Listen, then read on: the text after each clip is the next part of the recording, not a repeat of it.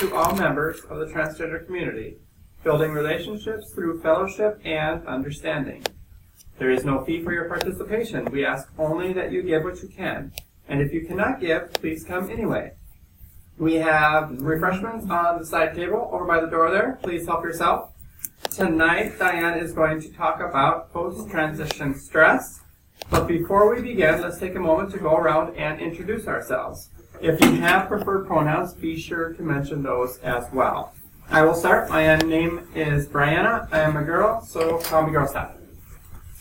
Jeannie, female pronouns. Amanda, female pronouns. Liz, female pronouns.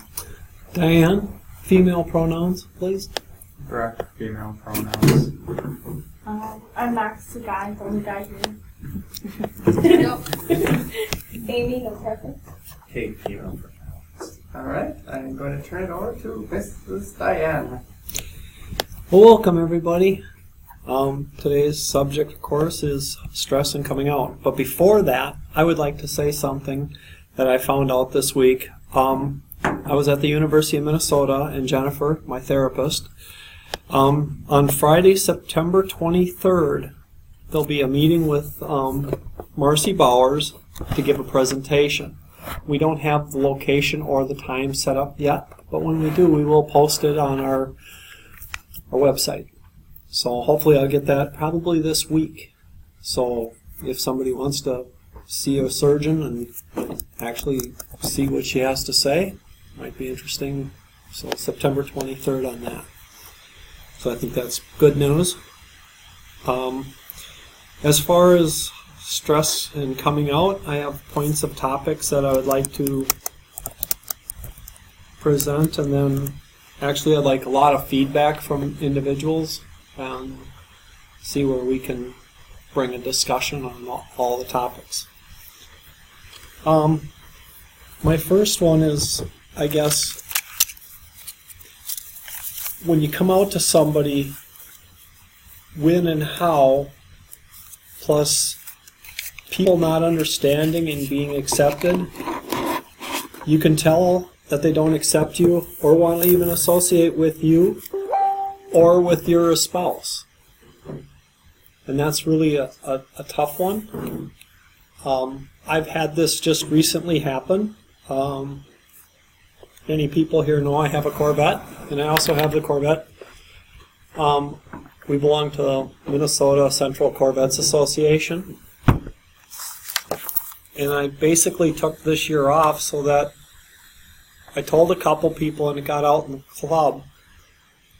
And just recently there was an event where they were invited, but I was invited too by a dealership.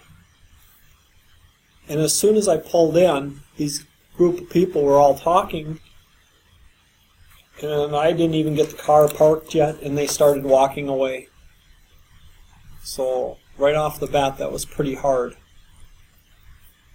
As my wife would go up to them, a lot of them gave her a hug or said, that they really like to see her and continuing associating, but they don't want nothing to do with me.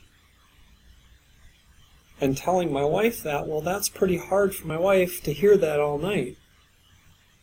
So not only is it hard for me and stressful, it was very stressful for her. And how was she supposed to react or respond? How long was that? About 3-4 weeks ago. So it wasn't that long ago. And that's the second time you've had that, isn't it? Because I remember that happening before. Correct. As a matter of fact, when I first came out to one of the persons in the club, they were over for New Year's party. And they ate all my stuff, loved it. And he was actually helping me with my phone, and he goes, "This is Diane's phone. Who's Diane?" And I said, "Me." "Oh, an alias." And I go, "Well, not really." And then he noticed that my cup, because we use the solo cups and we just write on them, and I had my name, Diane. And so then later on in the night, people were asking me for different stuff that they could set out, because I have pretty much an open house. And a couple people come up to me and says, "Diane, where do you have, or Diane, could I get And he goes, "What's with all the people calling you Diane?" And I told him, "Well, that's my name." And he goes, "You're not joking, are you?" And I said, "No, I'm Diane." And he looked at me and he goes, "Oh, sort of like Caitlyn Jenner." And I went, "Yeah, exactly." Got a big hug. The rest of the night went pretty good. When they left, "See you later, buddy. Nothing will change. We're good friends." 2 days later, exactly 2 days later, I got a phone call from Ed.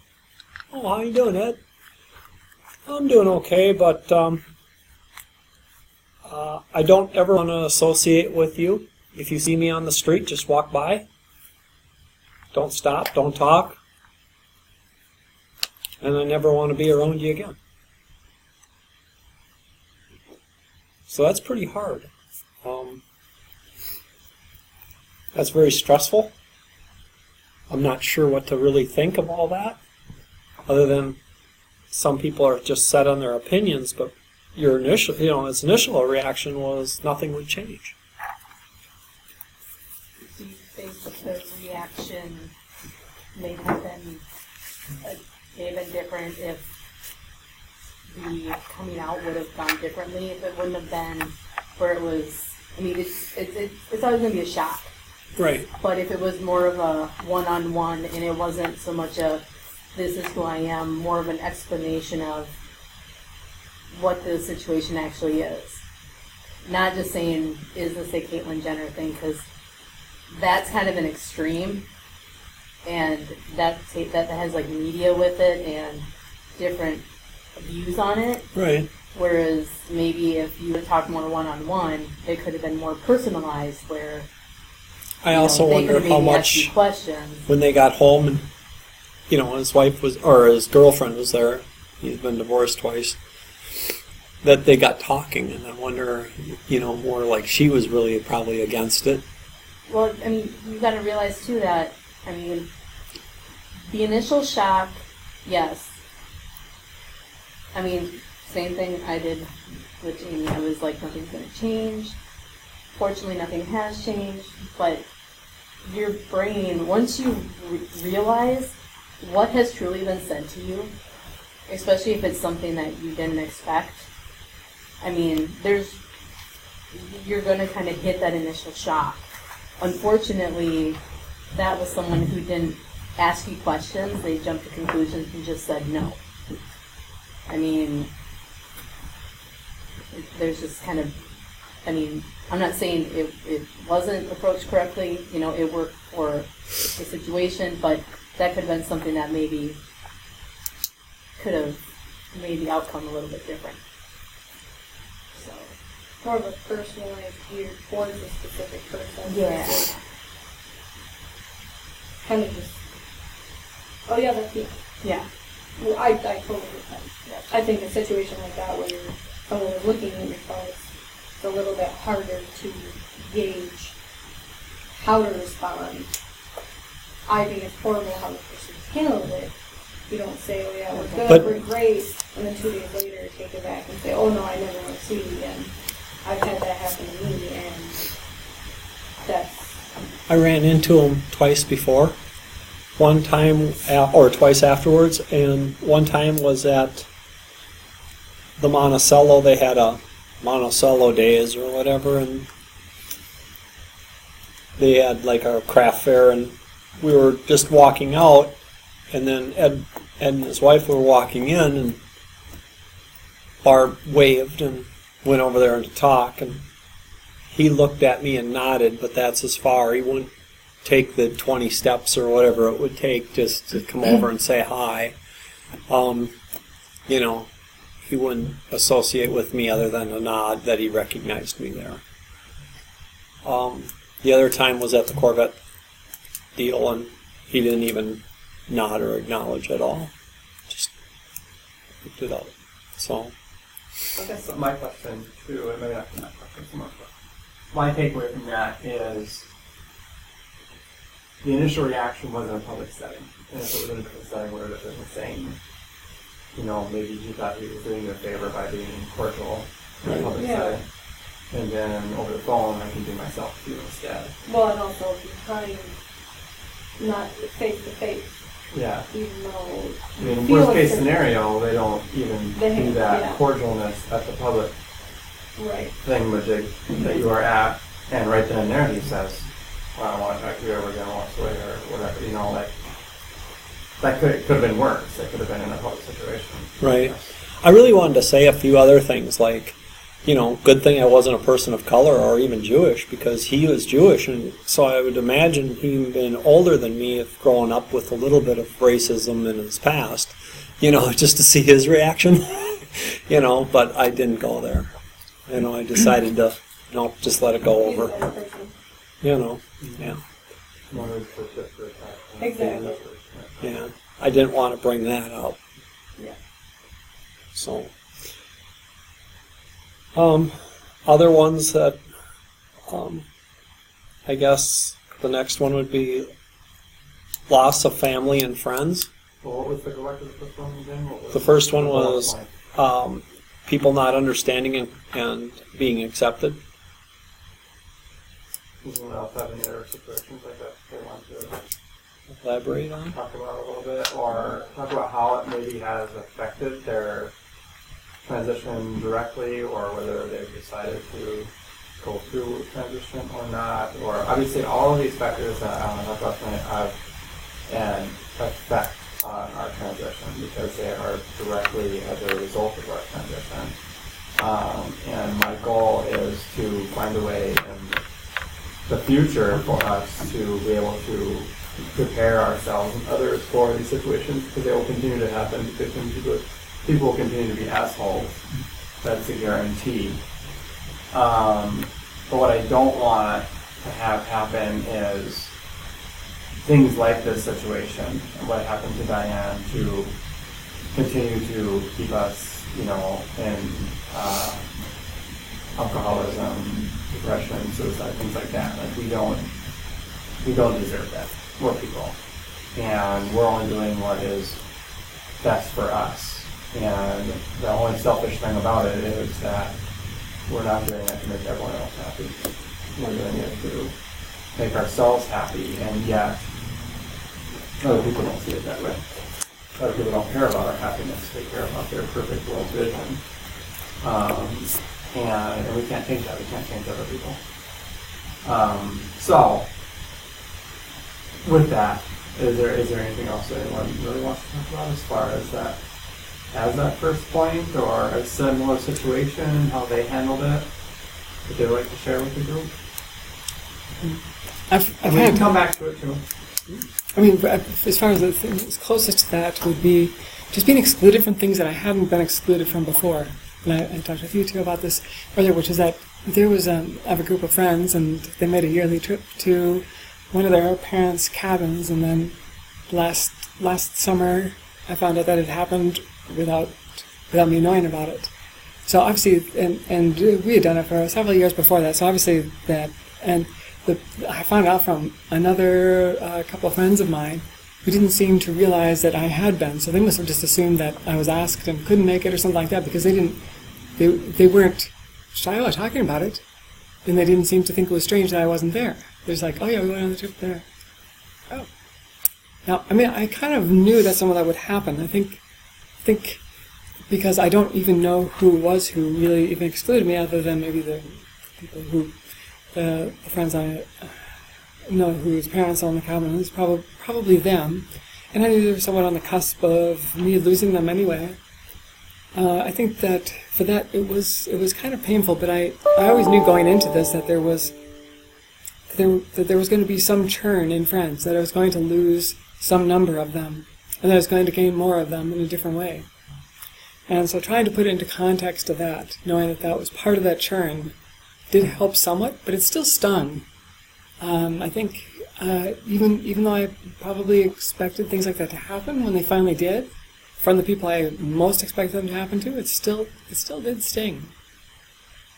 So that's not really something that there was anything I did about, other than just having that notion ahead of time that I was going to lose things, and just being ready for it. One thing that happened to me recently that is it was the other way around from this, and an important thing for me, myself, to remember. On days when I have tough days with this, especially when I think about like my family situation, which I talked about before, is so last Saturday I was a bridesmaid for the first time ever. And although I don't really like weddings a whole lot, to be invited to be in someone's wedding who I don't even know super well, I know that husband very well.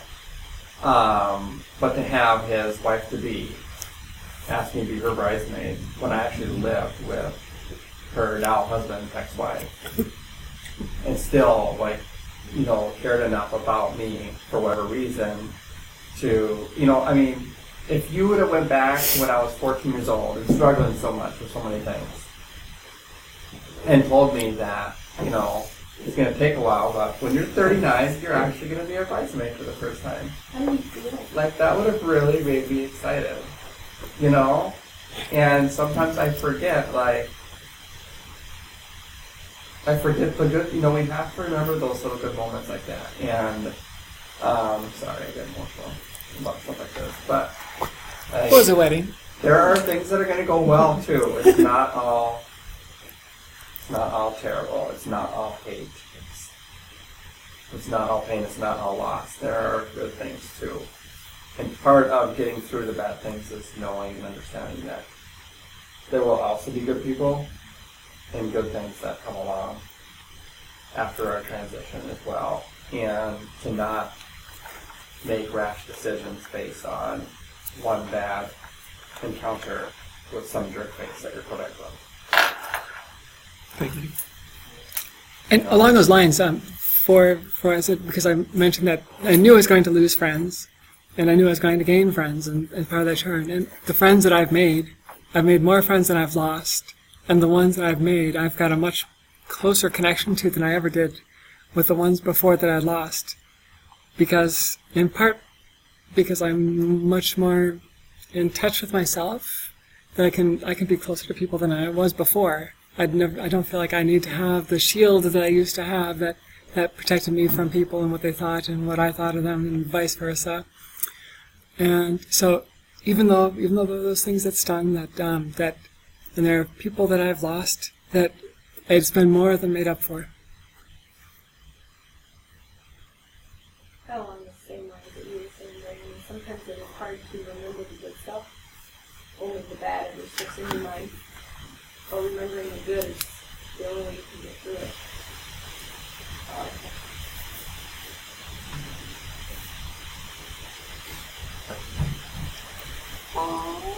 The wedding, about a couple months. This is right after I got the dress, so like my hair and stuff, and my nails. Finish them. I got my nails done, and then my toes too. It's not really fun, like, so yeah. So it did feel really good to be invited to Beautiful. do that. So to be a part of, and that's the third time I've been invited to be a part of someone's wedding. This is the first time I've been bridesmaid, but this is literally the third time that I've been in a wedding of one of my friends as me. And the first time it was a very, very churchy wedding by a Southern Baptist pastor's daughter. And that church, this church, has been better to me than a lot of people have who maybe aren't even religious. And I was really scared because Southern Baptist churches can be interesting, and yet they've been awesome. I mean, they all flipped the pronoun and the name immediately when I came out, and I was just stunned. I was just stunned. And they're very biblical, of course, and whatnot. So sometimes you'll have surprises too.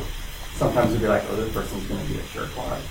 And then they're like, oh, my sister's gay or something. You know what I mean? And then you're like, oh. You know, like, suddenly you realize they've had some, Completely unexpected. yeah, some other circumstances that, yeah. And then the other thing's going to happen to you. You're going to be like, this person's going to be like my bestie now. And then they're weird after that. So, so yeah. Anyway, that's my little share. Go on, Diane. I'll interrupt you. I don't know if I want to Okay. turn away. Actually, Okay. we're at a high point right now, and it's wonderful. I don't know if I want to bring everybody back down.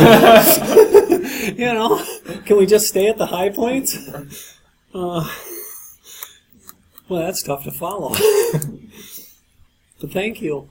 Makes everybody feel a little better and a little warmer inside that we can recover from most of this. So that's really a plus. Oh, before you do that, I forgot to mention when we're going around, because I was dealing with the technical part of this, that we have someone on the computer. We have a meeting going, and so it's Lisa Megan, I think she goes by, and she's from some other strange place outside of Minnesota, so that's why she's on this call. Can you communicate with her, or is she just listening? I think she's on mute right now, but we did try it, and we can hear her. It's a little quiet if she talks. Person on the computer. If she wants to chime in. Yeah, she's on. Yeah, she can. And feel free to chime in anytime you want, Lisa. I can tell she's on mute right now. Okay. Okay. Well, if she feels comfortable, go ahead and chime in, because we would love to hear, everybody's opinion and everybody's thought patterns. So that would be wonderful. The next on my list, I guess, is the loss of family and friends, relationships, old and new, spouse, children, finding, well, I'll leave that one for a little bit, but basically that's my next stressing point, and for me this one was huge. I'm still dealing with it on a day-to-day basis. I've been married for 36 years, and I dated my wife 3 years before we got married. Not that I dated myself there, but yes, I'm older than what I look. My spouse, Barbara, always kind of knew, but always had it buried. She didn't really believe it. There was a lot of signs, but she just thought it was fun and playing. A lot of times, like after we got married, I'd put on one of her dresses and I'd clean the house because she'd go to bed early, and it made me feel good, so I cleaned the house. She'd wake up, and the bathroom was done, the toilet's clean, the shower, house is vacuumed, dishes all done, did a lot of the extra. Sometimes I dusted, felt like Cinderella, like you do. And I don't know, after like the third or fourth time, she said, "Would you stop wearing my stuff?" And we went out and bought some. So that way I had my own dress to clean the house in. So that way she didn't like it that I was using hers. She kind of gets creeped out when I borrow clothes, and I keep doing it. And I don't know why I keep doing it. Shopping. So as we move on in time, I was able to put it away for a little bit, and then it would come roaring back, and I'd do the same thing. Put it away and come out. But this time, about 3-4 years ago or 5 years ago, when I control myself anymore, and I was in therapy, and my wife actually said, "I'll support you, I'll be there for you, and I'll help you." And she always went shopping with me, and she'd buy stuff for me. I'd come home and there'd be something new, in the bag or on the bed, and it's like, all right, But now, last weekend we had a little issue too, where our marriage has been declining, and the last 4 or 5 years we haven't been very active as a couple. And it's gotten to be where I can't really even touch her. I get a kiss once in a while, goodbye or goodnight, but it's nothing more than a kiss that you would do for your own child. I tease her all the time that she pays more attention to the dog. The dog gets petted, gets kisses, to me it's just one little kiss and then it's over. It's kind of cold. So I don't know where my relationship is going. And that's kind of hard on me because I'm still very much in love with her. And the problem, of course, is she's not a lesbian. She never was. And she doesn't ever want to be. So she sees me changing more and more day to day, and I'm looking more and more feminine every day. It's actually driving her away, which is understandable, but still hard. As far as my kids go, I have 2 daughters. They both took it very hard when I first told them. It was very, very hard when they first saw me female. It was down at the University of Minnesota, and I'll back that up a little bit. When I started coming out more and more, I was going to church because I got very spiritual since I've been in my transition. And I told my wife one day, if they ever just want to see me as being female, just seeing me at all, they could just go to church, blend in with the crowd, see me and leave. I don't even have to know they're there. And my wife says, if they ever see you female, they'll never want to see you again. So that was really hard. That was a really bad night. That was the night I almost took my life. So, since then, they have seen me. I have lived full time. The first time they saw me, I was at the U, like I just said. We were in a council, and I invited them down. We got one of the bigger rooms, so we could all sit in there. And they were pretty much shocked. My youngest daughter cried the whole time. She said that she lost a dad, and now there's this new person she can't understand in her life. That's my youngest daughter, Alicia. She's having a very, very hard time even today. My oldest daughter, she took it very, very hard. But her and her husband have been more willing to try to accept me, trying to make things okay. They're still kind of weirded out by it, but they moved in with us because they sold their house, and the land they were going to buy and build on was basically the loan didn't go through or the financing didn't go through, so that collapsed on them and they didn't have nowhere to go, and they were going to rent a place for as much as they were in their old house. And I said, that's absolutely stupid. Just come and live with us. We got a 4-bedroom house. So they did. And my daughter said every day it seemed to get easier when I was coming home to see me female. And now she's correcting me even on my voice. We're outside talking. No one else is around. Dad, your voice. Because I start talking more like this. And it kind of really weirds people out. So I'm really trying to talk more feminine.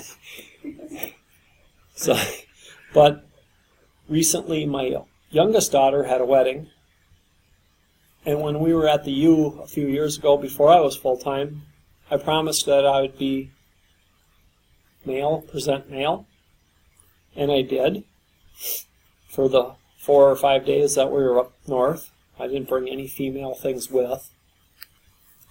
The good thing is, a lot of people that didn't accept me before saw how hard that was on me, saw how much stress I was in, and they started to do a better job of accepting me, of who I really am. My brother, he really didn't accept me very well to begin with. And now my brother is trying very hard because he saw me up there and saw how hard it was. And even though I presented male, she told me when she first saw me at the U when we were having our council that I would not be walking her down the aisle. There would be no kissing the bride, no father-daughter dance. Even though I was presenting male, and oh, by the way, I did pay for the wedding. $14,000. Not that anyone's counting, but and that really doesn't matter.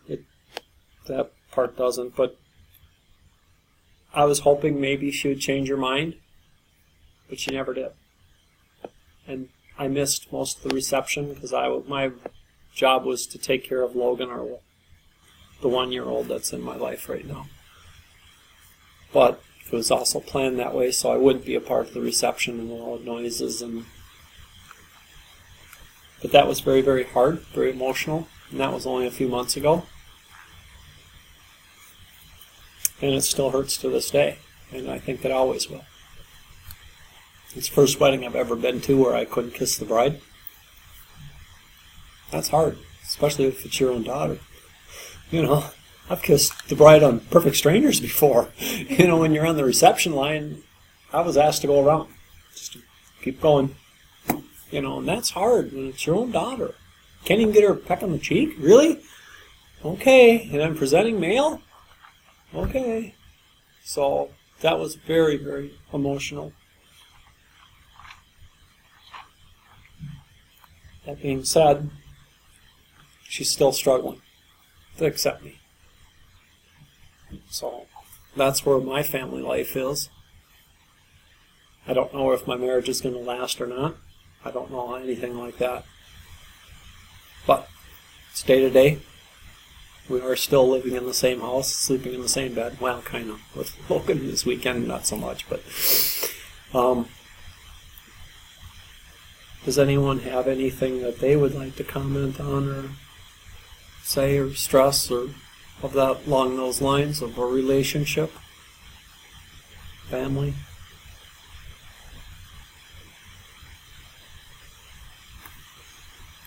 No.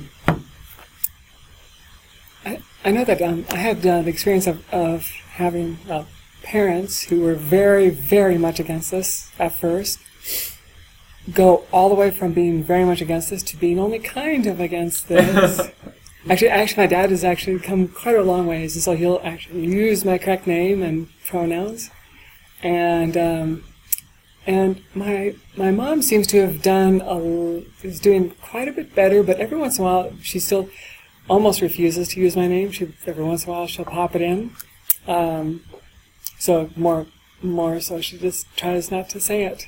And there are times when somehow talking about that, and I've tried to stress how much better everything is now that I've done this. This was worthwhile. That as much as it was wrenching for them, that there was positive that came out of it.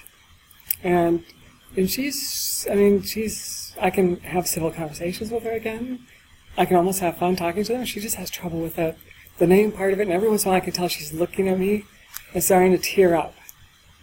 Because I know that she still doesn't like that this happened.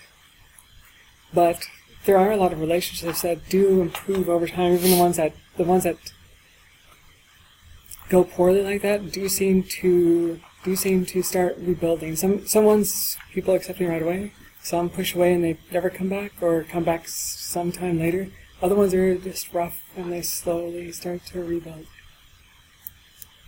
Max has a situation with dad's girlfriend, or fiance, or whatever she is. It's really hard for you to go to that house. Last time I was there, she called me Abby, and I was like, no. And I keep asking my dad to buy me binders for school, and he won't, and he was barely even supposed to buy him shoes for school because it's her money too, and she's not wasting money on that because my mom gets child support. She just refused to do anything with us, and she refused to try with me, and after a year and a half she hasn't made any progression, and it's affected your relationship with your dad. As soon as she called me Abby, I was like, and I turned around, like, no. But other relationships that have gotten better since you came out with your brother. Yeah, my brother's really good. I don't know. I guess he didn't really care. He was just like, yeah, okay, hey Max. And I was like, hey, wow, they went from trying to kill each other every other day to, now they're like, you know, he's so hard. Well, he tries to strangle you in a It You should have been doesn't there make earlier today. I saw it go down. Oh. But- It's okay. But with you as his brother, he's roughhousing with you. He's never, beats around the bush. He just goes straight to choking you. I went to a wedding recently though, and it went really good. But they didn't give me the kids' toys, and I wanted it because I was so bored. But they were very supportive, and it was mom's side of the family, and everyone Well, I didn't know the talk. used correct pronouns and Max, and the place card said Max. And from what I hear, it was really well. But some bad, some good. I like your good. We have to fix it tomorrow. What do you fix? Here. Is that a pointer at me? Well, it's not pointed at you, but you are in its field of vision. Say hi. Yeah, there's a camera on the back. Oh, okay. Don't pump that over. Wait, It's already been what is the pointed. whole time? Dang There's it. someone on the other side. Yeah, Lisa's on the other They're side. actually watching me too, and it's pointing my way. Sorry. At least you didn't have the camera pointed at you. But, I mean, I obviously am not in transition, but I have dealt with rejection in my life when I came out. And working. And that was one of the hardest things I have gone through. Whacking the face. No choking. In the church. She got rejected. Only in the parking lot. Near the Corvette. She Stay away from my car. She asked her son because I was, basically it's all like, it goes around her son. Because he already had a hard time in school with her being a lesbian. And he's like, I don't want you to go through it, I want my mom. And But that wasn't what I was talking about. I was What? talking about my parents and my family. you no longer have you still any- put that on hold because you got rejected. And that's kind of Yes. But I no longer have a relationship with most of my childhood friends or my family since I came out. I have a very small handful of friends who have stuck around. I actually went to a Baptist church that I grew up in with my 6-month-old son, which was around the time I came out, and was asked to leave. Because the word had gotten around that, oh, Deborah and Randy have a gay daughter with a child out of wedlock. She can't be here. So that's it.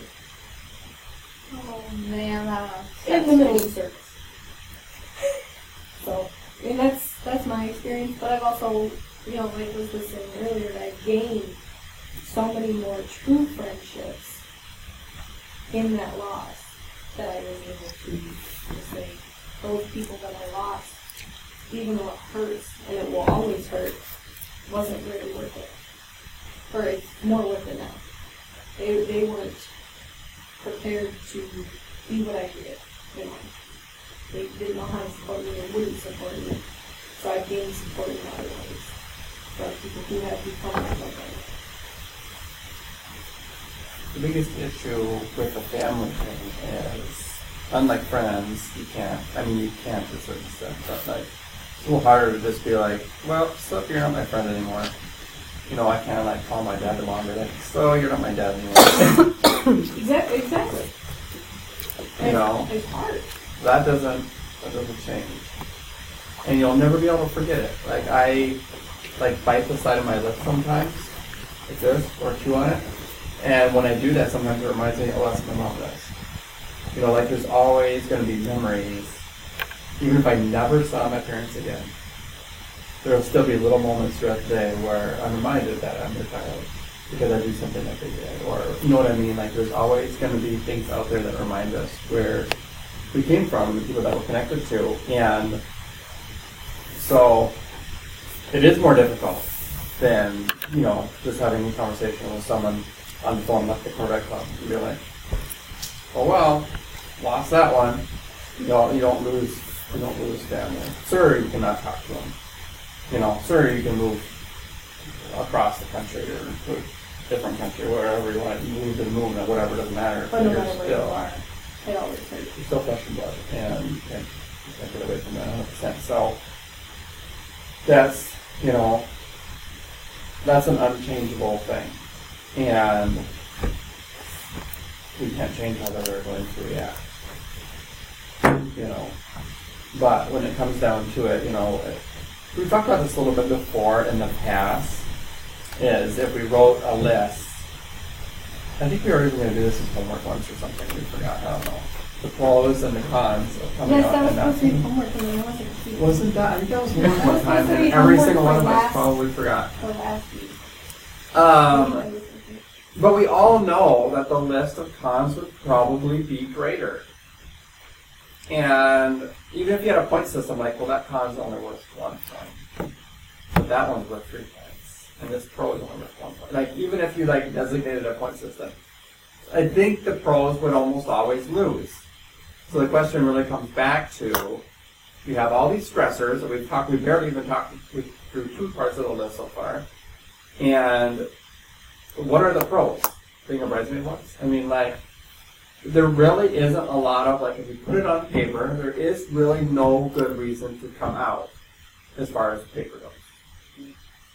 As far as the science behind it goes, like, doesn't make any bloody sense. So why do people do it? I have something to I add. didn't want to die, so I did it. Internal habit.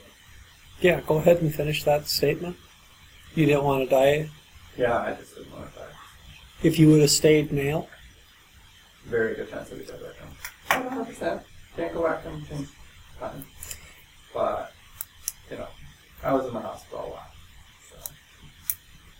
One of the things that I can end with a good note on that subject is when I came out to my mom, my dad, my younger sister, my mom knew. She knew all along. It's like I didn't even finish my sentence. I said, I have something to tell you, and it's kind of hard to do, but you guys have to know. And I hesitated for a minute, and my mom just goes, yeah, you want to be a girl. And I went, where the hell did that come from? Well, you always did, ever since you were little. You always wore high heels, you put on makeup, you put on my wigs. My mom wears wigs.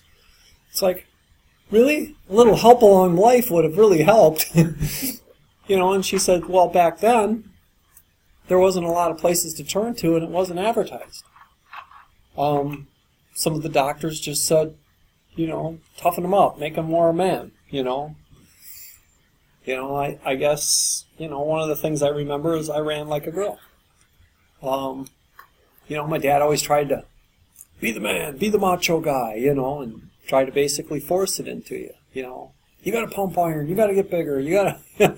But my mom knew instantly when I went to come out to him. She knew. And my youngest sister was just ecstatic. She goes, oh, I got a big sister. You know, so I mean, there isn't always bad. So I kind of wanted to end on that subject. Actually, like Janie and I, our relationship has grown and full since she came out to me. I knew there was always something I wasn't knowing, but I knew when I needed to know, I know. And it was that step, I was just like, that's it. That was what I needed to know. It's been a good day. Oh, wonderful. My next subject, I don't know where we'll go. It's kind of along the same lines. Finding a person to date, when to tell them that you're transgender. Well, I'm not dating right now, so I guess I wouldn't know. But would you do it up front? Before you met them? Would it happen, would it be more comfortable to date them for a little bit, get to know them, and then say, oh, by the way, I can't have kids because? You know, I don't know where that question would go. And if I'm going to be single in a little bit, I guess that's one of my things I thought about. When would be the proper time? When you first meet somebody? when you try to get to meet somebody first, get to know them a little bit, and then say something? I mean, this one doesn't have I'm good at this one. Oh, good. You heard all of it. I just tell them right away. Honestly, but I date from the LGBT community, so like, if they're bi, I'll be like, hey, by the way, and then they're just like, oh, okay. I never dated someone that's like, fuck you, I'm not gonna date you because you're not a real boy. It's like, but I don't know. My girlfriend is pretty good about it. For the most part. Sometimes she just says the weirdest shit, like, there's only 2 genders and there's no one between them. She's like, what? I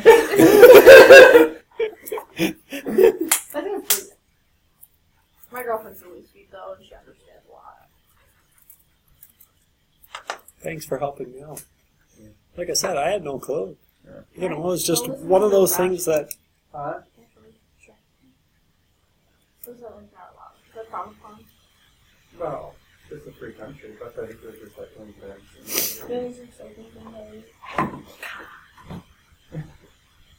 I guess... missed something I needed. So, I'll kind of blow by that one because I really don't know. You know? It's just like with the rest of our transition, it's not the same for everybody. It's not the same things that work for everyone. However, it's a very good subject because it does cause a lot of stress. I know for me, it's been awful trying to be in the dating scene and worried about either someone will want to date me because I'm trans or they won't want to date me because I'm trans. But I'm always afraid that no one will want to date with me because I'm me. And that's hard. It's really, really hard. Because when before I started transition or whatever, I didn't have that hard of a time finding someone to date me, really. I just didn't. Even though I was never usually the first week to go to the subject, I just waited for someone to ask me to go out or do something. But it wasn't, it was just people wanted to be with me because I was me. And, there wasn't a gender issue there. And so it makes it very different, and it even makes it really, for me, it's actually made it very difficult, not just with relationships, like girlfriend, boyfriend, but friendships or work colleagues even. I have the same question. Like there's times at work where a certain somebody, particularly someone who is higher up than me, sometimes, and I'm probably wrong, but sometimes I feel like they're nice to me simply because I'm transgender and they want to be like able to say that they have a relationship with a transgender person and they help them with this or whatever, like I'm a resume builder or something for them. And it may be silly and it may be wrong, but it comes to mind every time I meet somebody. However it is that they treat me, I always wonder, are they being a whatever? Are they being rude because they don't like, you know what I mean? They don't like because they figure out that I'm transgender or something. Or are they being overly nice because they figure out that I'm transgender? It always comes back to that question, and it does out of stress in a relationship because you never know for sure whether someone's like your true friend or not. And I never had those questions before I transitioned. I either liked me or they didn't like me. And since I don't care much for people, I didn't care anyway. But now I simply care because I don't want to be treated as, I don't want to be treated differently. And so that does cause stress. Now when you're like making friends with trans people, then you're both trans and it's easy. Then you know that they're not going to judge you one way or the other because they're going through the same thing. But when it comes to the outside world, everybody else had that door over there. For me, like there's always that concern, and that is a stress causer, and it will cause me stress for the rest of my life. You get something like that? No. You look like you were like, No. wanted to hop in. You could have been. No, fine. Don't hop. Skip. It's funner. I have a question. You said that, you were just you and felt like you met like before. things you should Yeah. whether it be good or anything better. Do you still feel like this should, or do you think that because you're transgender, it causes a difference? Sorry, Well- a difference in who you are. I feel like I'm more me than ever, obviously. I don't try to be one way or the other anymore. I don't try to pretend like I like things that I don't, like, blah, blah, blah, blah. But, like, my personality is very much the same. In fact, my personality probably shifted back towards what it was more like in my late teens, early 20s. It's weird, because when you first come out as transgender, you want people to see you as that gender. Right. But at the same time, you want to be yourself 100%. You may tweak little things just to try to be passable. Right. And now, I'm 4 years in or whatever, and now I just don't give a damn at all. And so, I'm like, this is 100% Brianna. This is 100% me now. And so I don't know how if that really answers your question or not, Yes, it but I it's- like 100% right. Well, I appreciate that. But yeah, it is. It's tough because it creates that worry in you forever. But at the same time, post transition, whoever I end up with is going to know everything about me. Absolutely. And so if I do end up with somebody, there will never be a moment in our relationship where I have to come out to them and wonder if they're going to support me or not. Well, you're pretty That one wishy-washy on a lot never- of things, aren't you? Like my Corvette. That'll never be a question again. You know what I mean? Right. Now, if my partner has to come out to me with some major breaking news, then I'll be on the other end of things. You know what I mean? Yeah. But like that situation will never have to happen with me again in a relationship. And my only 2 long-term relationships were both with girls, and both of those relationships, like that subject was sort of broached during our relationship, and it changed things a little bit. Not a lot, because they both were really awesome people and they cared a lot about me, and we tried to make things work. But am I happy that that'll never happen again? Yes. But am I scared that I'll never have a relationship like that again because of transition? Also yes. And that's stressful. And that goes right back to the stress. Yes. Subject matter. It scares me to think I'll be single forever. I felt the same way. Anybody else have anything? I still felt the same way. No. I'm a bit surprised I haven't had like a decidedly like a flat out negative experience. In the 2.5 months that I've been living on my own and just putting myself out in school. Do you tell them right away, or do you wait? I think it's. I don't know if I. No, I'm not dating. Oh. Sorry. Yeah. Why This not? is why I didn't jump in because earlier because the responses I have in my head aren't fitting in exactly with the flow of things, so I can just pull this out and oh no, what the heck? Okay, the cat's already Let it out. Yeah. Let it Wait out. for that. Let graphic it pause out every now. day. Yeah. See as they have in like plays or stuff. All right, yeah. So so I've been on my own the past 2.5 months, and just once my kids' schools, earlier this week, I was fully expecting to get stairs, just the kind of sort of prairie dogging stairs, people walking together. But I didn't get any of that. Could you do that again? Yeah. That was good. It was better the first time. Maybe Oh, try with it my at Lego. first. Yeah. There you go. That one's even better. Yeah. I always ask people. Yeah.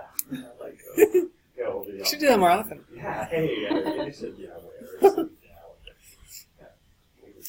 something.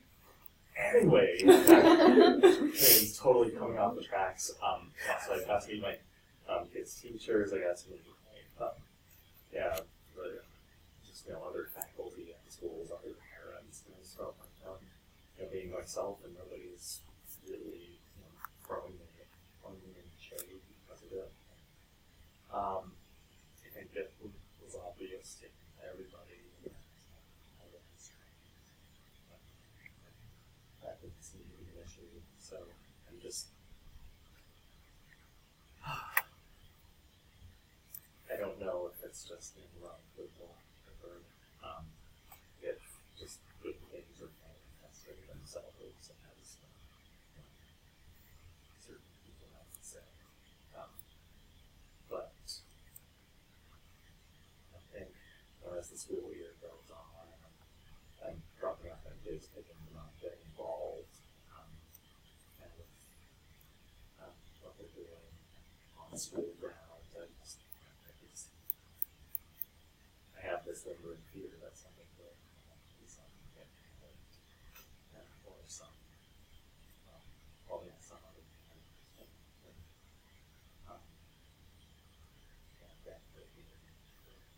my being who I am. Yeah, I think there's some other flexibility to do that. And you have the awesome food. So that's my recommendation. Well, I mean, you've got the pros. I mean, like I said, for every negative, stressful thing, there's still the pros. Absolutely. And you're going to have them. Right.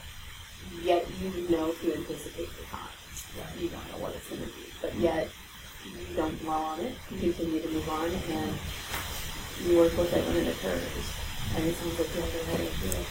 Yeah, I mean, I just got so previous and present. I just grounded myself as I enter more and more into that type of social situation. I think that allows me to hold myself back if I'm not fully myself and present to people. And help myself out against myself to the extent that I can pull myself out and say, well, this is the way so far. I don't have to get the results, but I know I'll be thrown, one and simply just calm stands. Just kind of being with the same people. And my daughter, she's third grade. She's already to that age where kids will either say these weird things like just of their own creation or they'll pass on things that they hear from home, that's from older siblings or from their own parents or extended families. I know that my daughter is really grappling now with the idea of that transition. Saying getting a swimsuit, what's wrong with the swim trunks that you have, and don't want to say I won't be wearing swim trunks anymore to make up something about the Velcro being not as sticky as it used to be, and I don't want swim trunks at all. I say that, or on the way that's how I feel, the things a couple weeks ago, and my daughter said that well, next time you do this, you invest in more probably it's not what you're going to do. Now I can't begrudge her. She knows what she likes. I've always valued you, honestly. But at the same time, I know that I can't continually indulge that or satisfy particular want in that way. Just among other things, I think that she sees doing the food body thing, close sometimes, and close at other times. That is just another layer of stress for her and confusion for her. So, and I've heard how more sort of trying year ahead with my daughter as she develops as a child at age 8, looking for things and I actually making sure that she learns to cope with their own feelings and the sentiments of people around them. It was something that, I guess,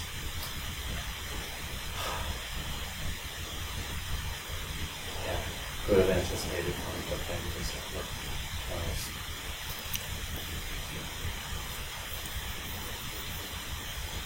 not quite riding high as I was when we were like 2 or 3 weeks ago, now realizing that this is a big deal. So, I guess that's my biggest stress right now. I know that I've been avoiding some stress coming out of people like my brother and my grandmother going out with my brother also. About meeting this part of it that's going to approach the same people. So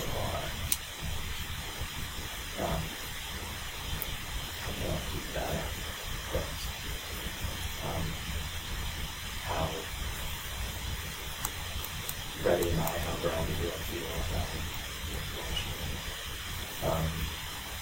Resolute do I feel that the people that it's going to be hard to come out to anyone. But I think, there's some, bigger stresses that I would make, I could pushing them aside.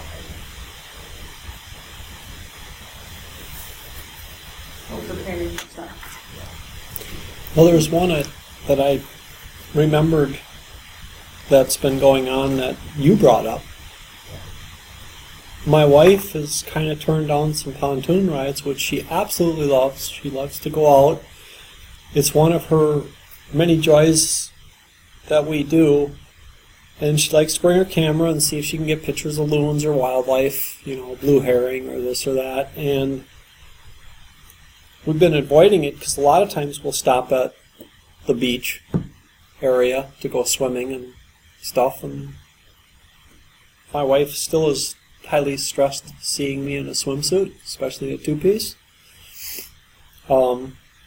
It fits me fine, but it's still another emotional thing that she can't really fully grasp yet. So that's another thing that she told me just this last week, is that it was really hard, and she has been avoiding going out for that purpose. Even when I put a coverall on and stuff, just walking through the yard and the neighbors seeing me in a two-piece, and it puts a lot of stress on her. And then just riding around the pontoon, even though 98% of the people on the lake don't know me. But she sees it, and we're together. So now that it was cooler today, you didn't really want to have a swimsuit on. Water's starting to cool down a little bit, and I went out without a swimsuit, so she enjoyed that ride a lot more.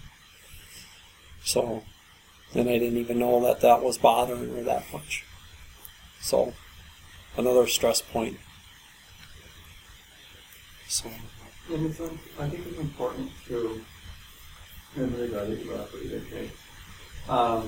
Really important too for us to be sensitive to our family members and understanding that this transition is causing us a lot of stress. But it's also causing them a lot of stress too. And that there should be a little give and take there. But most importantly, there should be discussion. Like with you and your wife, like having discussions about what for her is not going to work and what for you is not going to work, and making compromises. Right. When it comes to never wearing any of her clothes again, like, you should probably respect that, from my opinion. right. But yet If that's going to cause her extra stress, it's not going to do anybody any good. For you, Kate, in your situation with your daughter, I think a good point, personally, would be to have a conversation about clothing and wearing what you like. And maybe saying, well, if I asked you to wear such and such and you didn't like it, how would that make you feel? I completely agree. And things like that, like having a discussion instead of fighting back, turning it around on them, giving them your shoes for a moment and saying, now wear these. And it will really change their perspective, because suddenly they're like, oh, yeah, no, thanks. Yeah. Yeah, Go and try that out for a while and see how, You know, so like, there are ways to have discussion about stress because it does cause more people stress than just us. And we have to respect that. But at the same time, there are certain relationships that may not get better and we may have to pull back from. But for those that we want to keep that are really important to us, obviously like you with your kids, you with your wife, some of us and our parents or whatever, like it's important to try to go that extra mile. And not to do what they ask necessarily, but to have a discussion about what they want and what you need, or what they need and what you want and things like that. If you don't have a conversation, then we think that through things as well. So I just wanted to kind of throw that in there really quick. Great comment, because one of the things that I always say to everybody is, you're not the only one going through this transition. Everyone you know has to deal with it one way or another. And they've got to figure out where do they belong and how they belong. So that's one of the things I think that most people forget as they're transitioning is all the people in their life that has to deal with this too. So thank you very much for that comment.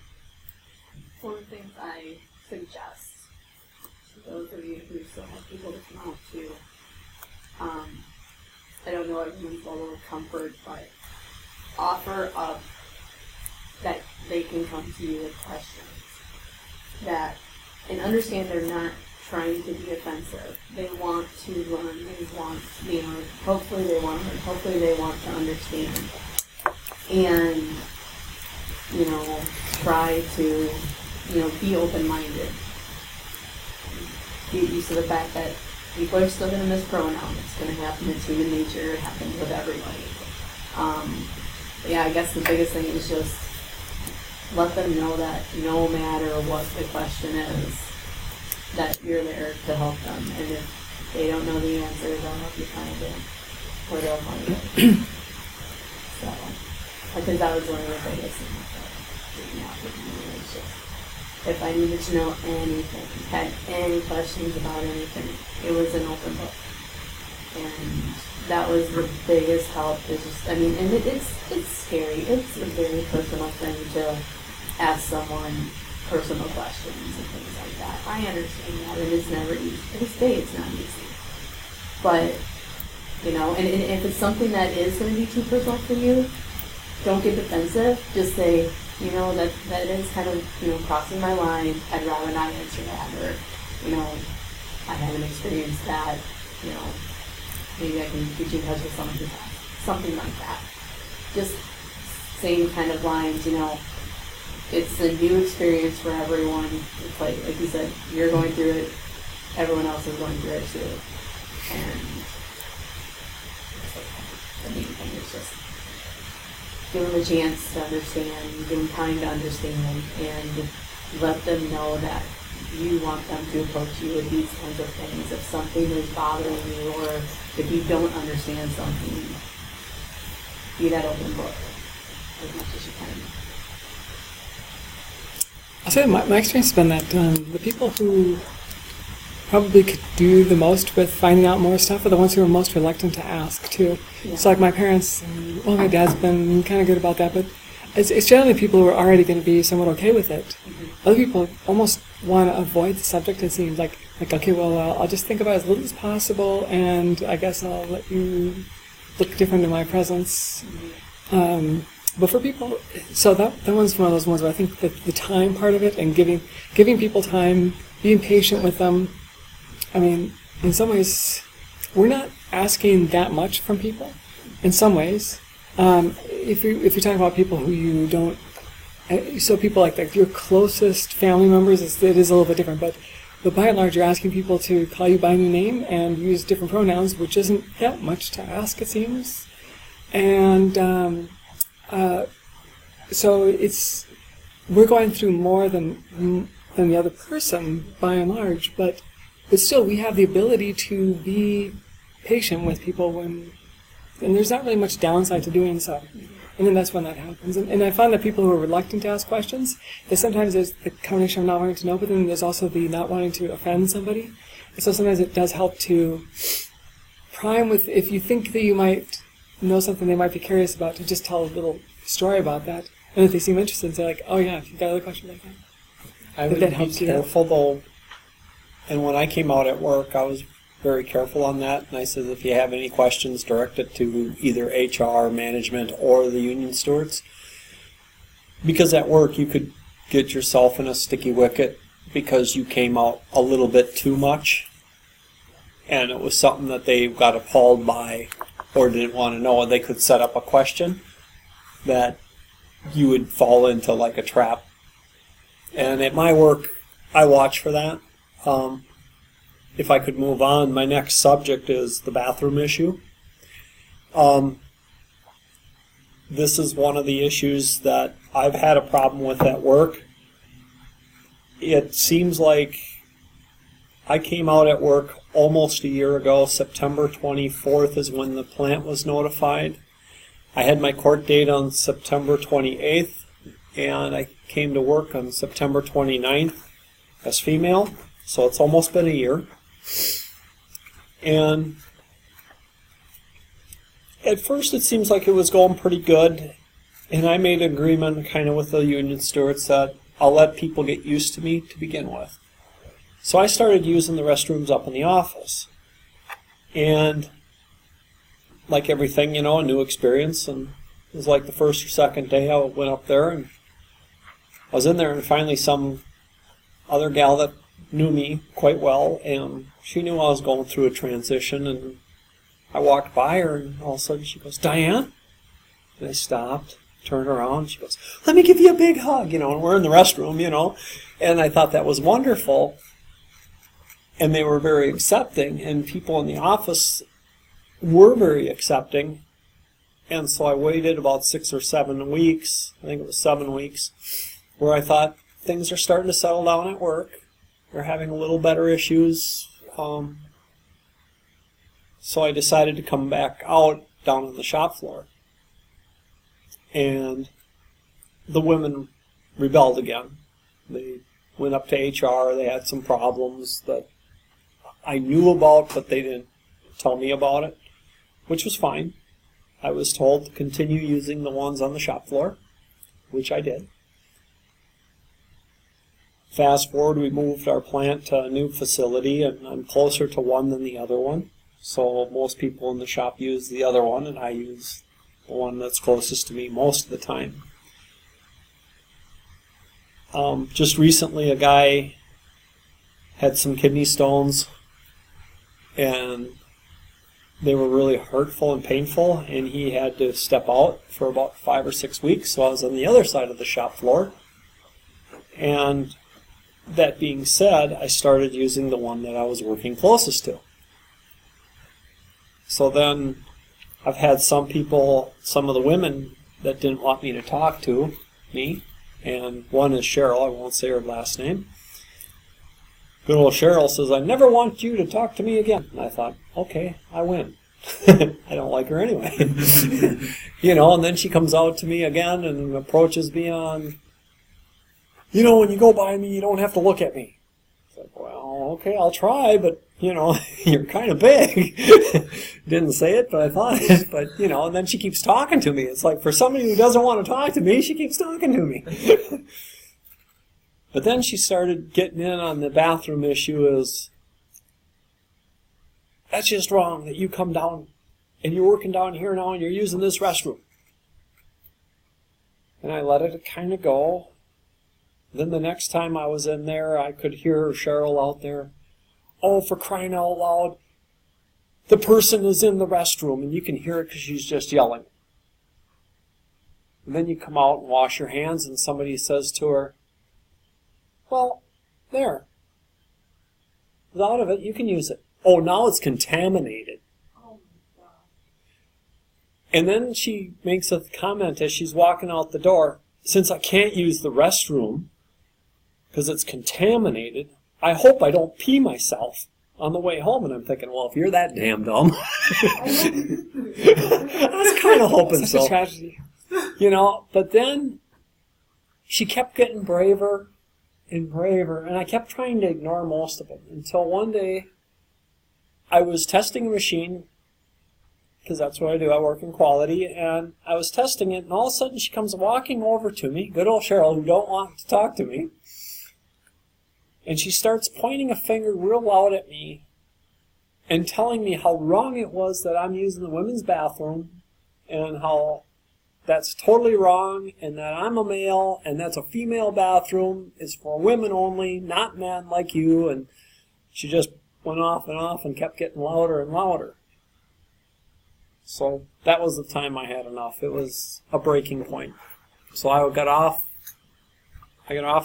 of the machine, I walked over to my computer at the other end of the building, and I started typing out the conversation. After I was done typing it, I printed it, read it, signed it, and walked it straight up to HR. I know they met with her, and since then, she says absolutely nothing to me, which is fine. They just talked to me twice, once when I first approached, and the second time was the matter was dealt with. They won't tell me what was dealt with. I did stress I still don't want anyone fired, but the harassment has to stop, and they agreed with me. I think she got written up, but I'm not positive. I know it got awful quiet on the shop floor, but now some of the women also are mad at me. Because now they're all not really talking to me. So, you know, we don't have a lot of women in our shop. Probably, I think I'm the 9th out of 60 people. So there's not a lot of females there, but there's enough. And I was just wondering if anyone else had any restroom issues at all. Because that was very stressful for me. And going through that. Do I believe it was the right move to go to HR? Absolutely, because I bit my tongue. And then the whole time I was telling HR, so a couple of times I was making little jot notes. And when I went up, I brought all my notes, and I signed each one of them. So that way it becomes a document that what was going on in a series of events. It wasn't just a one-time blow-up. Has anyone else experienced that at work or anywhere? I've been lucky. I think I'm one of the few people who seem to have very minimal restroom issues at work. Because if you've got an office job, it tends to be less of a problem than if you're working on like a shop floor. And so we knew it was going to be less of an issue. But even when I was talking to HR the first time about this, and just because I was fairly nervous about using the women's restroom too, and it happened to be that the one unisex bathroom that we had in that building happened to be the closest one to my desk. So I thought, well, I was going to use that I offered to use that for a period of time, just as like a transition thing, because I was the first person to come out of work. And the HR person said, oh yeah, and then after you get your surgery, then you can start using the next restroom. Then noted. And then once she understood the issue, she realized that wasn't how it was, and that's not how our policy was written, nor is it at most companies that have good policies written about that. But I did use the unisex restroom for longer than I had planned to, just because again I was comfortable using the women's restroom out in public because I hadn't had any problems there, but there it's like at work, everyone knows.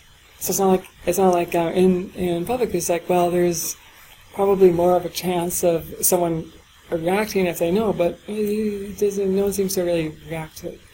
But at work, it's like just knowing that everyone, it still felt like I was invading. And it's not like the men's room was any kind of option then at that point. But since I did have the unisex bathroom there, I did use it for quite a bit longer. And I thought, okay, I wonder if this is going to cause any. Once I started using women's restroom, I did wonder if that's when any complaints were going to pop in, because that's usually when it does. And the only thing is that I did talk with one of the managers there who said that a couple of people had come up to her and said, oh, did you know that Liz uses the women's restroom now? She said, yeah. He said, okay, just wanted to make sure you knew. And that was it. So it's like I think they were just kind of like probing for a reaction, and they didn't get one that they were looking for. So like, okay, well, I guess this case one.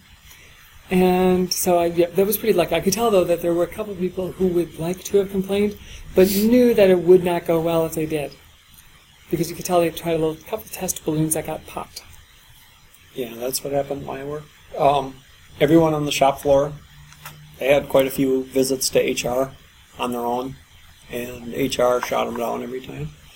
They did not want me to use the office ones to begin with, because they knew they'd have to readdress this problem when I did start using the restrooms out in the shop. They wanted to deal with it one time, and it happened just like they said. As soon as I started using it, the problems blew up again. So it seems like, though, I still use the restrooms once in a while in the office when I'm there and you have to go. It's just, I'll just pop in. And I don't know, the women in there like to sit and talk. I mean, and out in the shop floor, it's like, you don't dare. It's not even a hi or anything. Just stay focused. And so I don't know if it's, the deal is that people are more educated in the office setting, and they've been through more of the issues with what's acceptable and not than the people out in the shop floor. But that was my findings. It's still that way today. Anyone else have any restroom issues? No? Okay. Well, I'll keep moving on. That's an important thing, though, to remember is that for those who haven't had restroom issues, that's one thing that we can look as positive. Oh, well, there's another one to talk about. And there's, Yeah. There's that, like me with Target, I've never had any issue at all. But for myself, when the store's open, I still don't use the restroom on the floor. I use the one in the back, and it's just a weird thing. But I think I mentioned this another time. Recently, I was up at Rogers area training when I moved over to the bakery, and I just went to the one on the floor. It's because I've never been there before, and not everybody necessarily knew or anything. That just was fine, but it's weird when you're at your own place. Mm-hmm. And you know that a lot of people know, but there's something different about it, and so it's still another thing that's stressful. And it's I don't think that a lot of people, who aren't part of the transgender community or the LGBT community, understand. It's we have such a long list of things that makes this very difficult for us, that they're, once again, there are far more cons than there are pros. And we're not doing this because it's a super fun time and dress up challenge, right?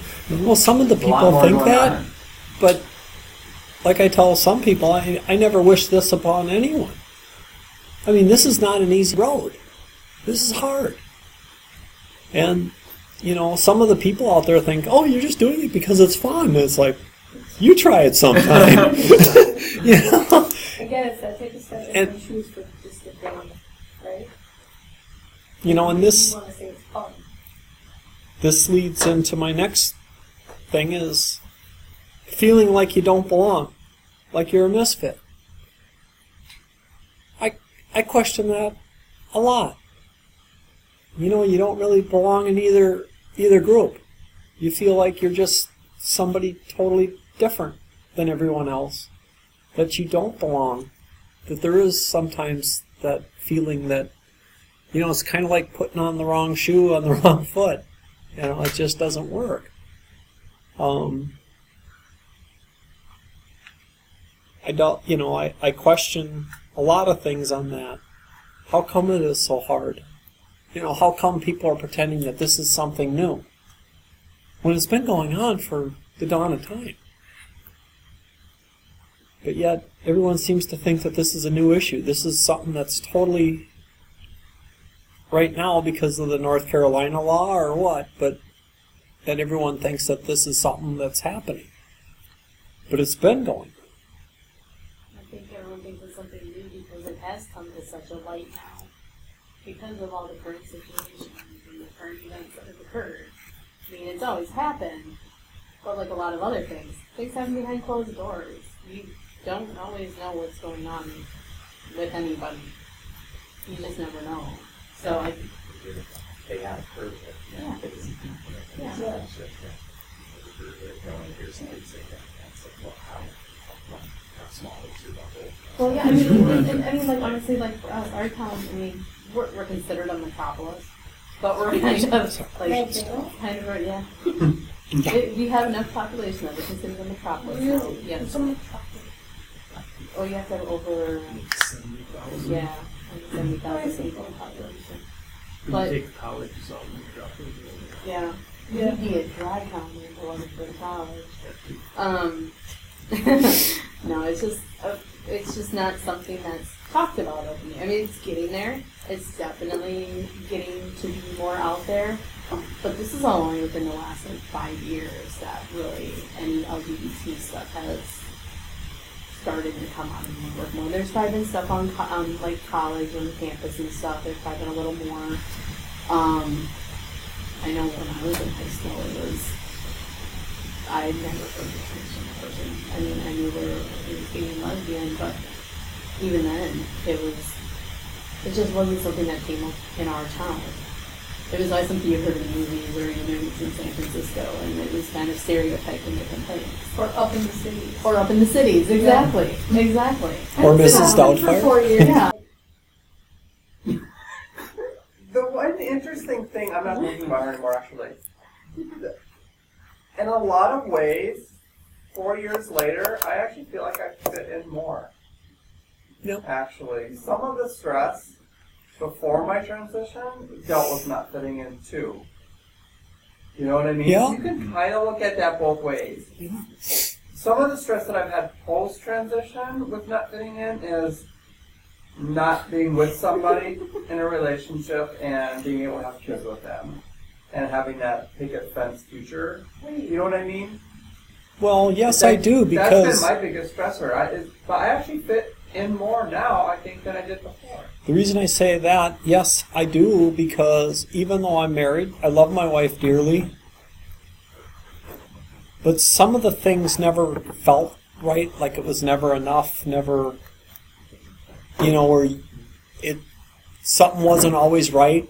When me and my wife would dance, she'd look at me once in a while and goes, "Who's leading this?"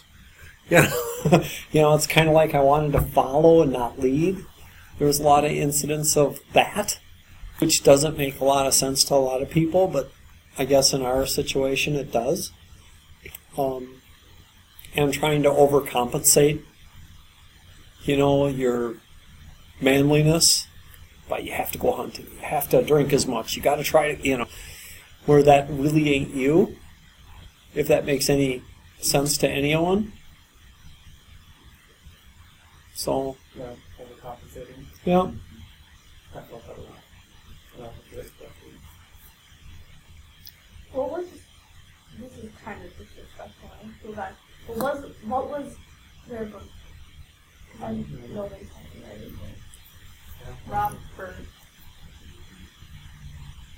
Richard? I can't. I think it was Richard. Is it Richard? I think so. Because I know Rick Wait, Campbell. But Anyway, You sound can we Back to continue the on? We're subject. losing time here, No. I think this will be the last point of the day. and then I can pick up next time. Absolutely. Okay. Because it's about 1:45. Yeah. Does anybody else have any, especially those of us who have transitioned for a while now, and I don't mean necessarily hormonally or who you told or when you made the actual decision, how many of us have had, what is your experience? Are you more comfortable around others in general, or are you less comfortable around others in general? And I spoke about this even a little earlier in the meeting, because I said, whenever I meet somebody, now I wonder how they're going to treat me versus whether it's about who I really am, or is my gender always going to play into it? And yes, that is a stressor, and it does make me feel a little uncomfortable. But at the same time, now 100% of the time when I meet somebody, or all the people that I know already up to this point, and I said something about this to Amy earlier in the conversation, there's no pretending to be anything that I'm not. And that, even though I wonder how they're going to treat me because of that, I don't have any pretending that I'm having to do. And that, in general, is still less stressful, I feel like, than that worry that they're going to treat me differently. Because I'm transgender. Because at least I'm not putting on airs. There's so much stress, I think, at least for me, for someone who was so not masculine as a kid, having to, like, every single time that you are out of the house, and sometimes I even try to do this when I was by myself, like trying to force myself to fit into certain things, and do certain things, and say things a certain way, walk a certain way, like, that is just, for me, it was overwhelmingly stressful, because I felt like everything about me was female until I had to change everything and do everything differently. And that was just a lot of work. It's no wonder I drank for 15 years. It's no freaking wonder that I could, it caused so much, I feel like my whole body was clenched for like 35 years of my life, because there was, at no point did I ever feel comfortable in being myself. Whether it was the way I was talking, what I felt interested in, what I was talking about, who I was trying to be friends with, nothing. And so, even though I'm stressed out a little bit about when I meet someone new and how they're going to treat me because of who I am, it's still less stressful in the long run than it was living a lie. Mm-hmm. I'll say too, like, because in pointing with the other thing about the not feeling like you fit in, that I did have the feeling at first, just because you're in kind of a unique position where growing up, you don't feel like you fit in, definitely when you're growing up. Then when you reach adulthood, you still kind of feel like you're using tips and tricks in order to try to fit in, but you don't really do it well. You're kind of acting in a way.